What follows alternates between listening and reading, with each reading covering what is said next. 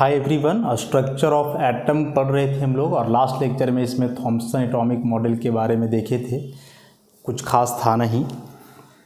आगे का atomic model समझने के लिए हम लोग सबसे पहले एक कॉमन सा फिनोमेनन रेडियो एक्टिविटी के बारे में पढ़ेंगे।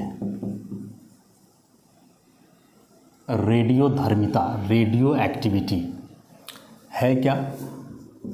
तो the phenomenon of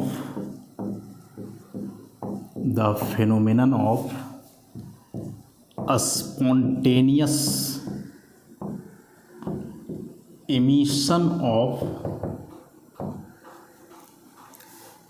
active radiations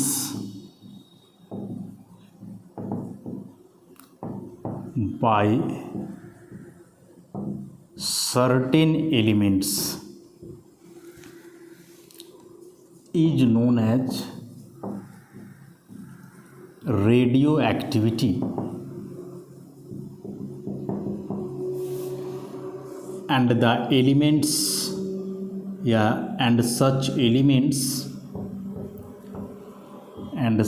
elements are called radioactive elements. Such elements are called radioactive elements.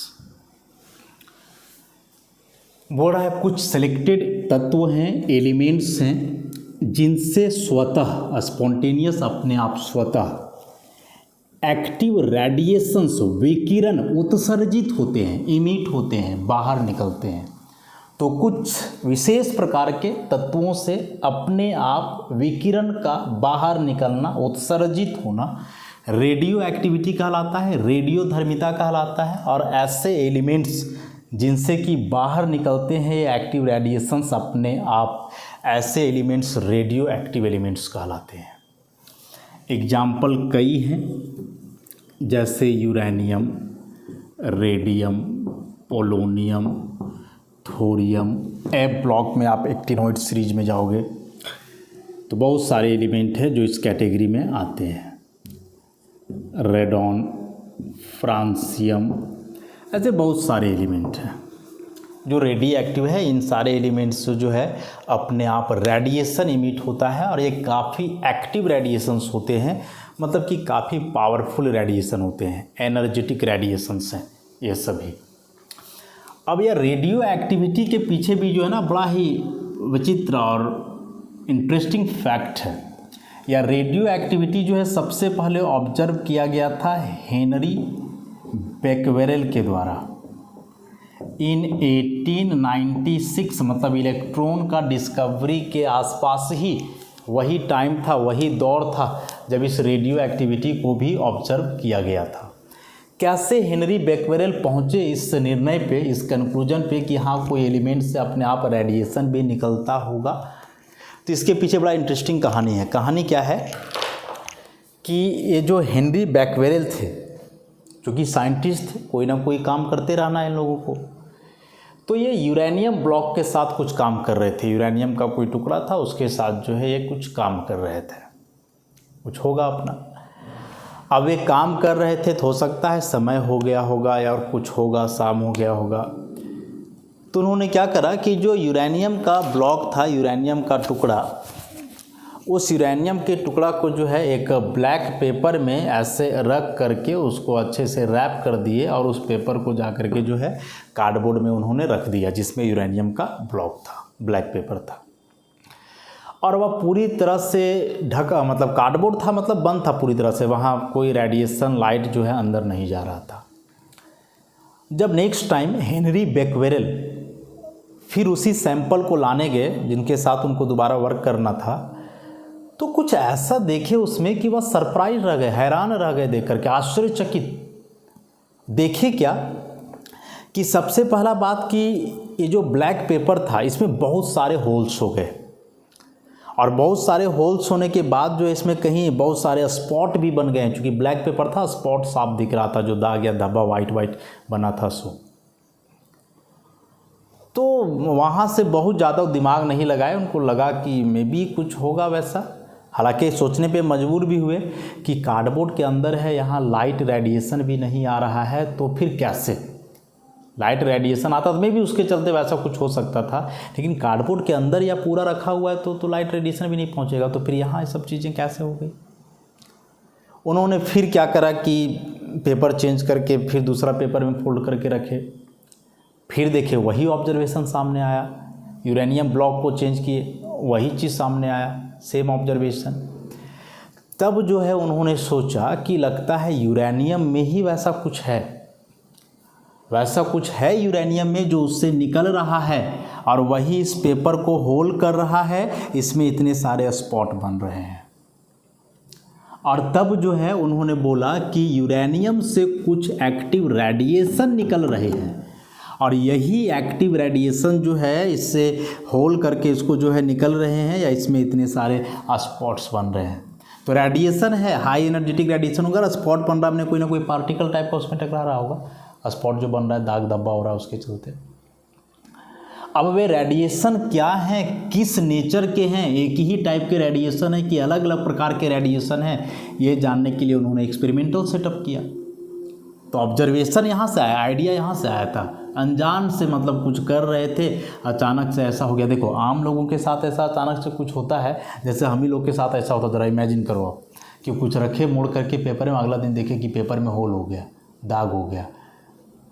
तो एक आम आदमी नॉर्मल रहेगा, हम लोग खास करके इंडियंस, तब तो यहाँ उल्टा ही दिमाग चलेगा कि अपने आप कुछ हो गया, मतलब लगता है उल्टा पलटा, मैंने भाई भूत वाला कोई बात होगा, ऐसा हम लोग सोचेंगे, उल्टा ही दिमाग चलेगा ना हम लोग को, जैसा परवरिश है वैसा ही हम लोग सोचेंगे, फिर दोबारा उस चीज़ को छुएंगे भी नहीं, अरे छोड़ो ये क्या चीज़ है, ऐसे हो जाता है।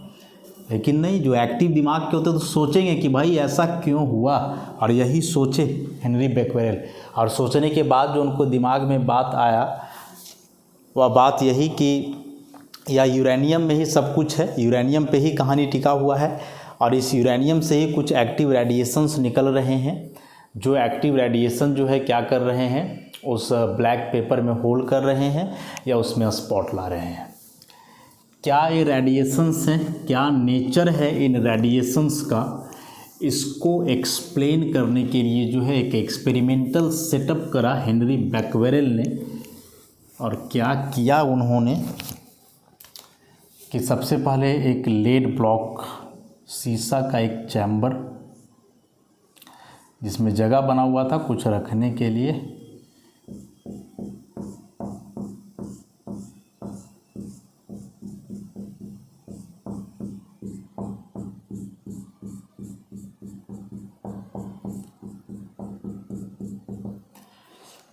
Lead block.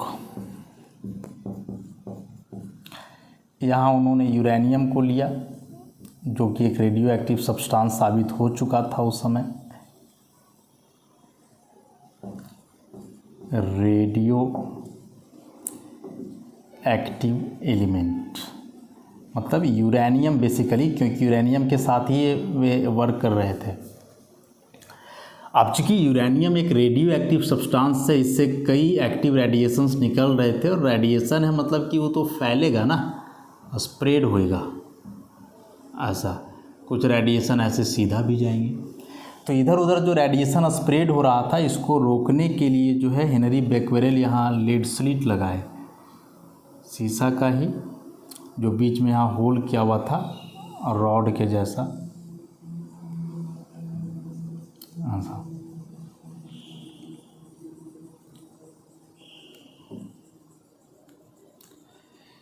या लेड स्लिट, शीशा का ही मोटा सा रॉड जो बीच में होल किया हुआ है। ये सारे एक्टिव रेडिएशंस हैं, एक्टिव रेडिएशंस। बीच में यहाँ ये होल किया हुआ है, स्मॉल होल। तो जो रेडिएशन इधर उधर जाएंगे वो तो इस रॉड में टकरा करके रुक जाएंगे, लेकिन जो रेडिएशन इस होल के सामने से जाएगा वो तो भाई सीधा इसे क्रॉस कर जाएगा, निकल जाएगा, आगे बढ़ जाएगा। अब इस सीधा क्रॉस किया तो ये किस प्रकार का रेडिएशन है, इसके नेचर को समझने के लिए यहाँ इलेक्ट्रिक फील्ड अप्लाई किया गया। इलेक्ट्रिक फील्ड अप्लाई किया गया, negative plate, positive plate, electric field, और सामने में यहाँ जो है फोटोग्राफिक प्लेट, वही painted with zinc sulphide.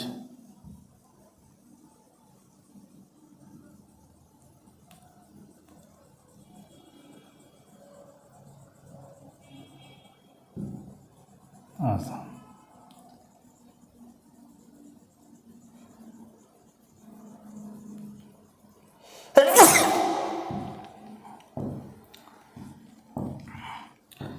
Photographic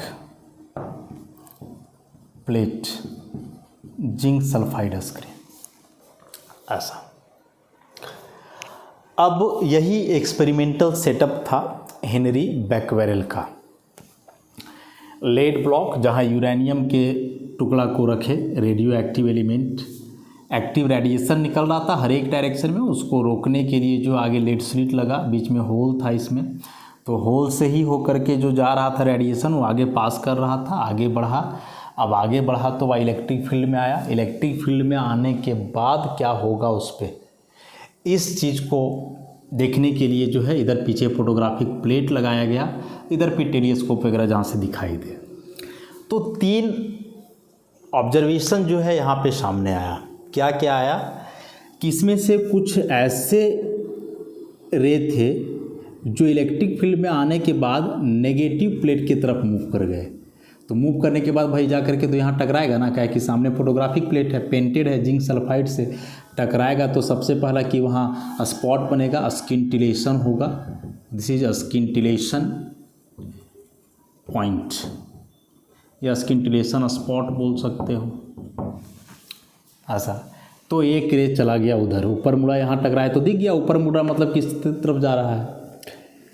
दूसरे काइंड का जो रे था वह जा कर के नीचे मुड़ा और यहाँ टकराया, तो यहाँ भी स्पॉट बना। और एक थर्ड काइंड का भी रे था जो मुड़ा नहीं, सीधा चला गया ऐसे, इस प्रकार से। तो ये 3 ऑब्जर्वेशंस आए कि एक प्रकार का जो रे था वह नेगेटिव प्लेट की तरफ गया, यहाँ ऊपर टकराया, दूसरा पॉजिटिव प्लेट की तरफ गया, नीचे जाके टकराया, जहाँ टकरा रहा था वहाँ स्पॉट बन रहा था, स्किंटिलेशन हो रहा था। चूँकि पेंटेड है ना, फ्लोरेसेंट मटेरियल है, तो चमक तो पैदा होगा ही, ग्लो करेगा। और तीसरा काइंड का रे था जो सीधे टकराया। तो यह जो फर्स्ट काइंड का रे जो कि नेगेटिव प्लेट की तरफ मूव किया, इसका मतलब कि यह पॉजिटिव रे है और इस पॉजिटिव रे का नाम दिया गया अल्फा रे। अब रे है तो केवल रे रहने से यहाँ स्पॉट तो नहीं बनेगा, स्किंटिलेशन होगा, चमक सकता है, लेकिन स्पॉट नहीं बनेगा। वैसे स्पॉट तभी बनेगा जब इस अल्फा रे में कोई पार्टिकल्स हो, तो ऑब्वियसली पार्टिकल्स थे ही, और इन पार्टिकल्स को बोला गया अल्फा पार्टिकल्स। अब चूंकि ये नेगेटिव की तरफ जा रहे हैं, इसका मतलब कि alpha particles positively charge particles होंगे डेफिनेटली।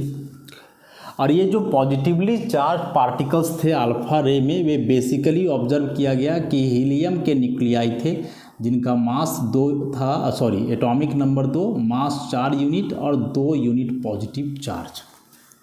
तो इस हीलियम जिसका कि एटॉमिक नंबर 2, मास 4 यूनिट और 2 यूनिट पॉजिटिव चार्ज हो, तो इसी को बोला जाता है अल्फा पार्टिकल। आता है एग्जाम में, बहुत इंपॉर्टेंट है कि अल्फा पार्टिकल क्या है।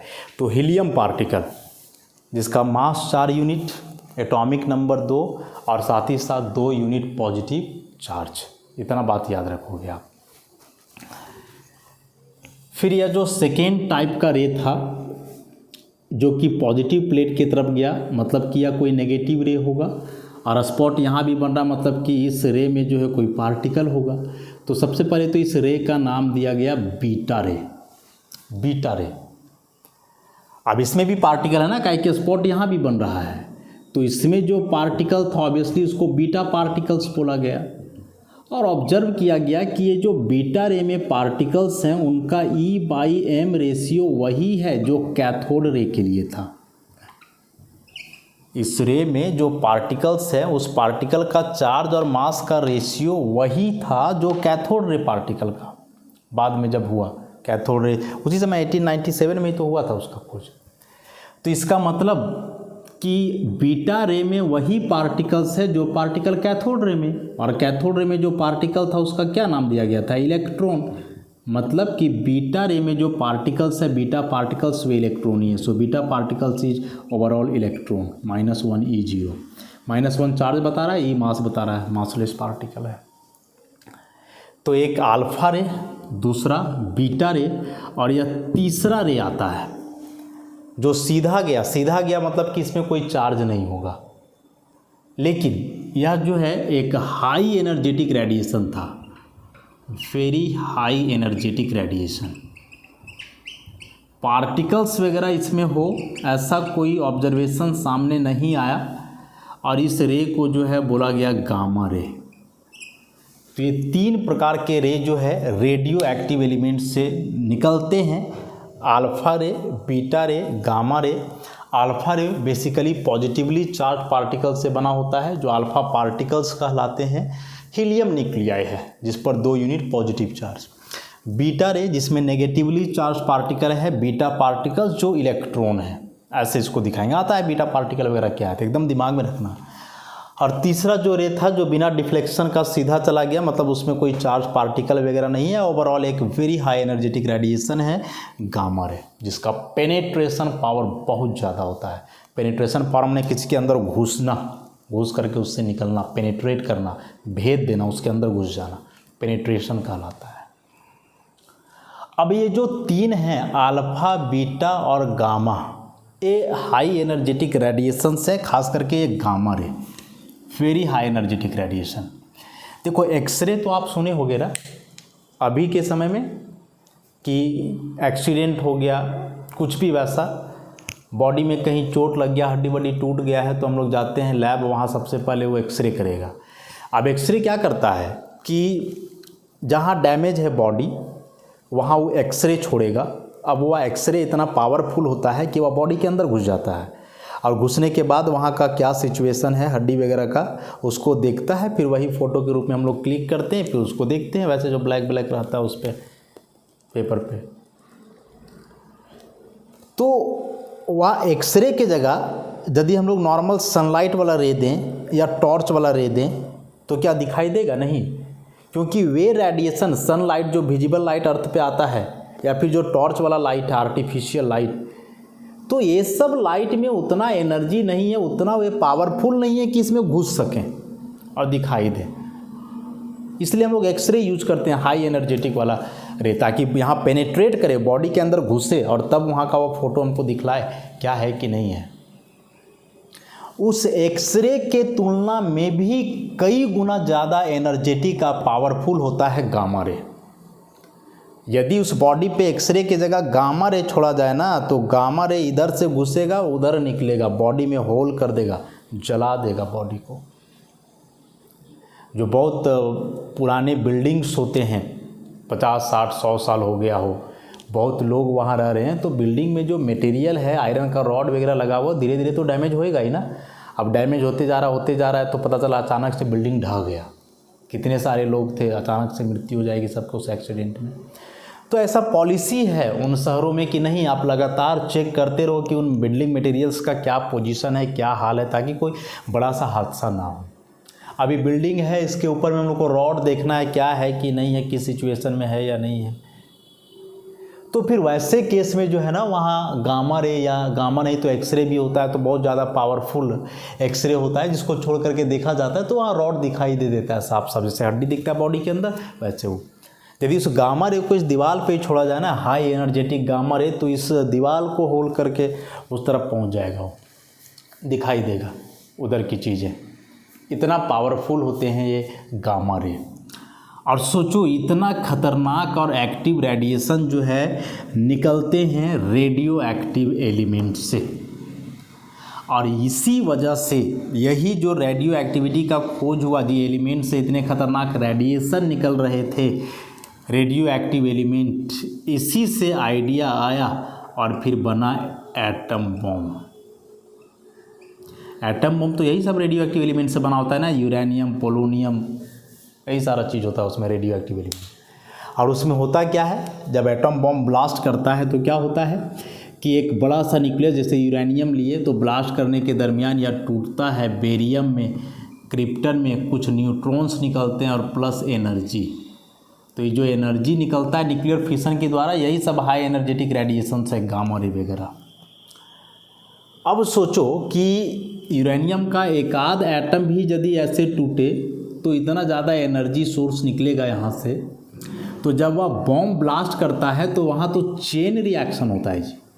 चेन रिएक्शन होता है मतलब एक के बाद एक एटम ब्लास्ट किए ही जा रहे हैं, इतना ज़्यादा एनर्जी वहाँ रिलीज होता है कि जो भी उसके लपेटे में आता है वो आग के लपेटे में जल करके राख खत्म। तो यह सारा कुछ रेडियो एक्टिविटी पे है। नॉर्मल एलिमेंट का एटम बम तो यही सबसे बनता है। कोई नॉर्मल चीज़ लेकर के बनाओगे एटम बम तो थोड़े बनेगा। ये जो बारूद वगैरह होता है, केमिकल ट्राइनाइट्रोटॉल्यूइन वगैरह, RDX, तो ये सब तो नॉर्मल केमिकल है, ये सबसे एटम बम नहीं बनता है, सिंपल से बम बनते हैं इससे।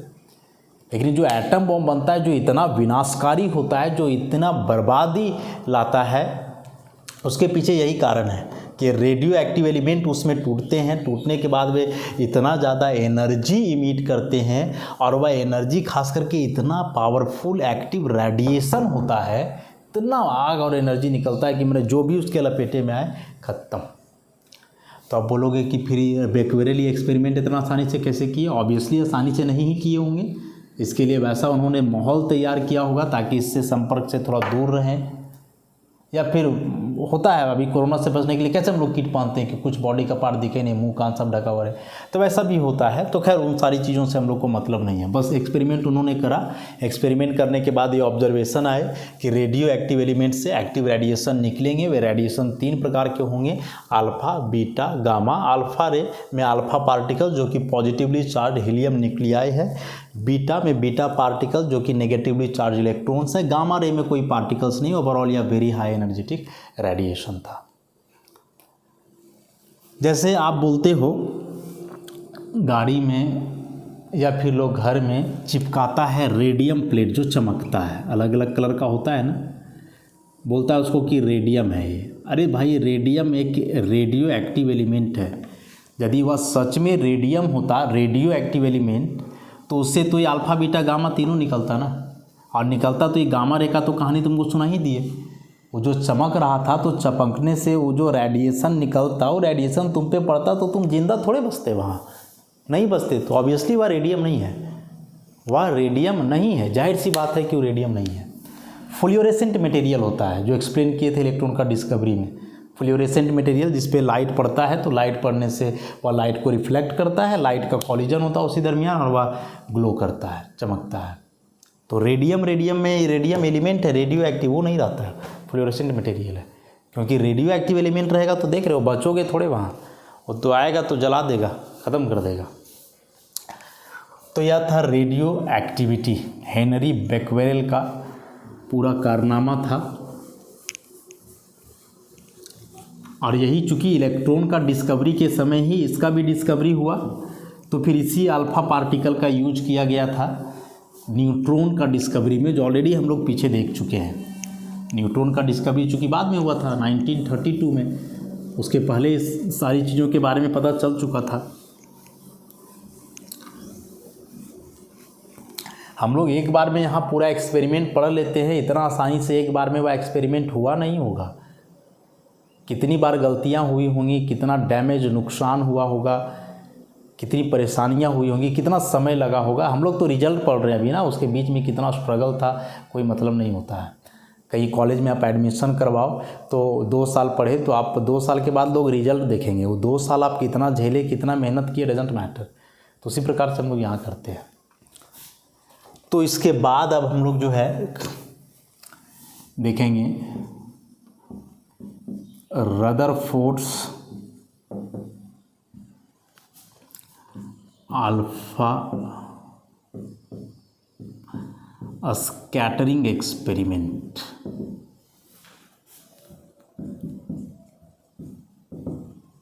Rutherford alpha scattering experiment. Thomson जब एटॉमिक मॉडल दिए अपना, जिसमें कि कुछ खास था नहीं, उनके उस विचार से बहुत लोग संतुष्ट नहीं हुए, नहीं होना भी चाहिए क्योंकि कुछ था ही नहीं उसमें। तो उसके बाद जो है रदरफोर्ड एक्सपेरिमेंट किए। एक एक्सपेरिमेंट नहीं बल्कि वह सीरीज ऑफ एक्सपेरिमेंट था। और नॉट ओनली रदरफोर्ड के साथ कुछ को वर्कर्स थे जो बेसिकली उनके स्टूडेंट्स थे, जिगर और मास्डेन। ये सब ने मिल करके करा इस एक्सपेरिमेंट को।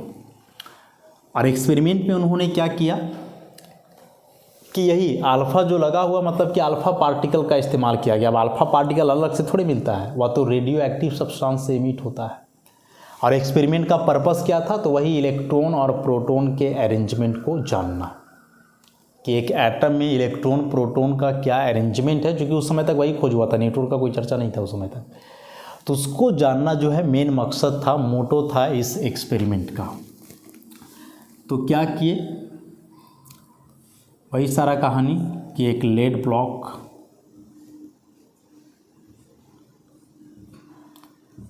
जिसमें रेडियो एक्टिव सब्सटेंस को रखा गया, जिससे अल्फ़ा बीटा गामा सब निकल रहा था।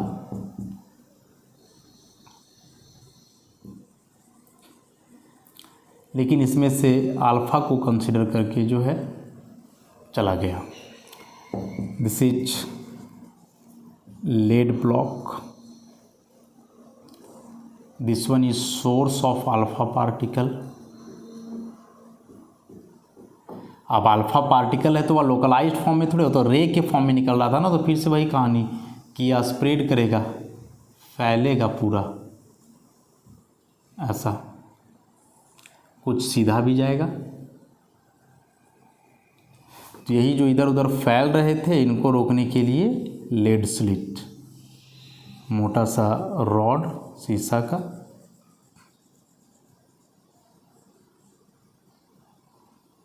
ऐसा।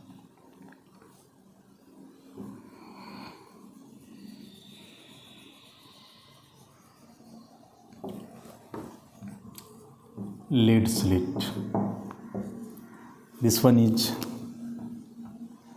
अल्फा रे।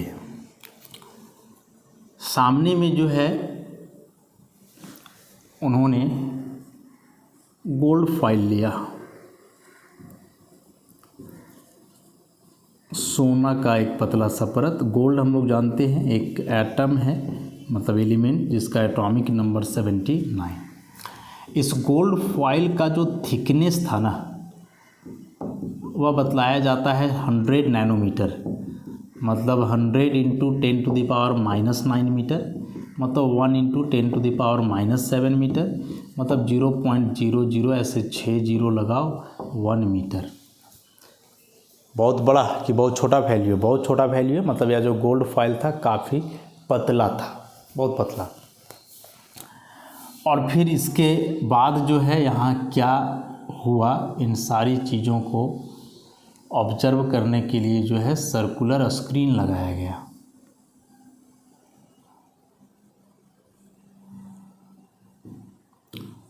और ऑब्वियसली यह सर्कुलर स्क्रीन जो है पेंटेड था।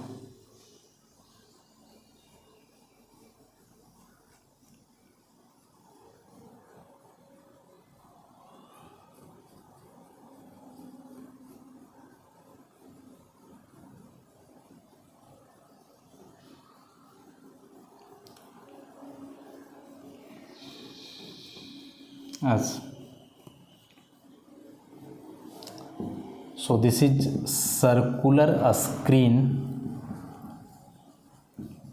painted with zinc sulphide. और यह जो है थीन गोल्ड फॉइल है। इधर चीज़ों को ऑब्जर्व करने के लिए जो है मूवेबल माइक्रोस्कोप या टेलीस्कोप लगाया गया।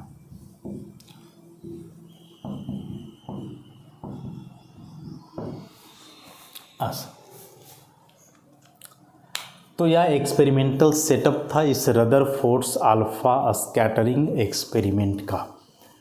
अब इस एक्सपेरिमेंट के दरमियान वो क्या ऑब्जर्व किए, उस चीज़ को हम लोग को समझना है। सेटअप समझ में आ गया। Lead block radioactive element जिससे अल्फा पार्टिकल निकल रहा है, सामने लेड स्लिट, ताकि इधर उधर वाले रेडिएशन को रोके और जो रेडिएशन होल के सामने जाए वही क्रॉस करे। सामने में यहाँ गोल्ड फॉइल, सोना का पतला सा परत जिसका थिकनेस इतना, जो कि बहुत ही पतला है। इसके अगल बगल जो एक मूवेबल सर्कुलर स्क्रीन जो पेंटेड था जिंक सल्फाइड से, और देखने के लिए यहाँ जो है माइक्रोस्कोप वगैरह था। अब इस एक्सपेरिमेंट के दरमियान जो है ना 3 बातें ऑब्जर्व करी रदरफोर्ड ने। क्या क्या ऑब्जर्व किया उन्होंने? तो नंबर 1, सबसे पहला ऑब्जर्वेशन, इस स्कैटरिंग एक्सपेरिमेंट का ऑब्जर्वेशन। तो पहला ऑब्जर्वेशन उन्होंने देखा कि जब ये अल्फा पार्टिकल जाकर के इस थीन गोल्ड फॉइल से टकरा रहे थे, ऑब्वियसली काफ़ी पतला है गोल्ड फॉइल, और अल्फा पार्टिकल जो जा रहा है वह बेसिकली एक हाई एनर्जेटिक रेडिएशन या रे ही है। तो यह अल्फा पार्टिकल गोल्ड फॉइल है, इधर से अल्फा पार्टिकल का रे जा रहा है। तो ये जितना अल्फा पार्टिकल्स टकरा रहे थे ना, 100 में तकरीबन 90 to 95 जा करके इसमें टकराते थे, तेज़ी से टकरा करके इसको होल किए, और होल करने के बाद सीधा आगे बढ़ जाते थे, गए उस पर टकराए, होल किए, निकल गए। ऐसा मैक्सिमम टकराए, टकराने के बाद होल करके सीधा निकल गए। अब सीधा निकल जाएंगे तो पीछे तो जिंक सल्फाइड वाला स्क्रीन है ना, अब वहाँ टकराएंगे तो स्किंटिलेशन होगा, ग्लो करेगा, स्पॉट बनेगा ऐसे, क्योंकि अल्फा पार्टिकल है तो स्पॉट तो बनेगा ही ऐसा। तो मैक्सिमम 90 to 95% का यही हाल था कि 90 to 95% अल्फा पार्टिकल्स जो निकल रहे थे गोल्ड फॉइल में जा कर के वे टकराते थे, तो टकराने के बाद इसमें होल करके सीधा निकल जाते थे बिना इधर उधर मुड़े, और जा कर के पीछे टकरा रहे थे जिंक सल्फाइड स्क्रीन में जहाँ स्किंटिलेशन हो रहा था। ऐसा स्किंटिलेशन हो रहा था। तो पहला ऑब्जर्वेशन क्या है कि most of the alpha particles passed through the cold foil undeflected, बिना इधर उधर मुड़े। सेकेंड, कुछ अल्फा पार्टिकल्स वैसे थे जो जा कर के इस गोल्ड फॉइल में टकराते थे और टकराने के बाद डिफ्लेक्ट कर जा रहे थे, मुड़ जा रहे थे इधर उधर, ऐसा मुड़ जा रहे थे। और जब मुड़ेंगे तो फिर इधर उधर टकराएंगे ना, तो जहाँ भी टकराएंगे भाई वहाँ स्किंटिलेशन होगा, और वो सब दिखेगा यहाँ टेलीस्कोप में। तो यहाँ दिख रहा है कि नहीं, बहुत ज़्यादा बीच में ही चमक रहा है, इसका मतलब बहुत सारे पार्टिकल वहीं टकरा रहे हैं। कुछ इधर उधर भी है, मतलब कुछ पार्टिकल इधर उधर भी जा कर के ही कर रहे हैं। तो वेरी फ्यू अल्फा पार्टिकल्स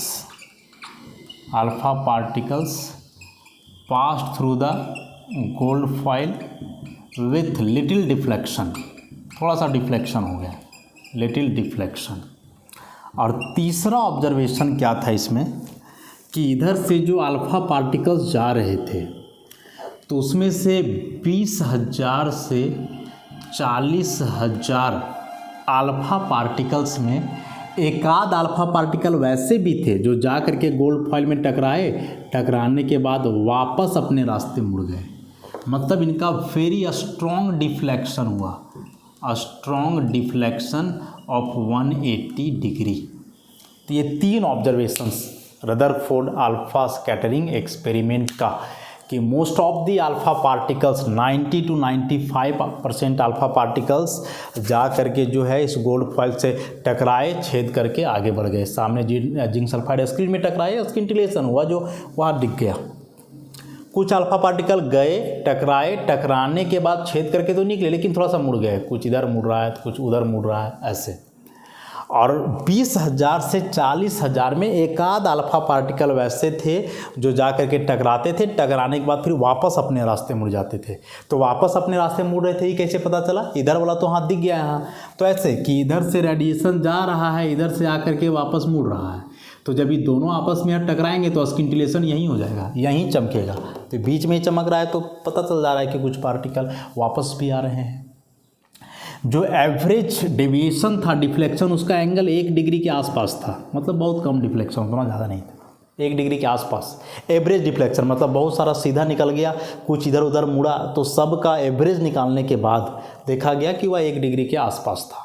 ऐसा तो कुछ तो बहुत स्ट्रॉन्ग डिफ्लेक्शन कर रहे थे, लेकिन बहुत सारा तो सीधा भी निकल गया ना, तो ख़त्म हो गया, 1 डिग्री के आसपास डिफ्लेक्शन आ रहा था। अब ये 3 ऑब्जर्वेशंस के आधार पे क्या कंक्लूजन सामने आए, क्या क्या बात सोचे रदरफोर्ड, क्या इनसे निष्कर्ष निकला, ये हम लोग देखेंगे। लेकिन नेक्स्ट लेक्चर में आज के लिए इतना ही।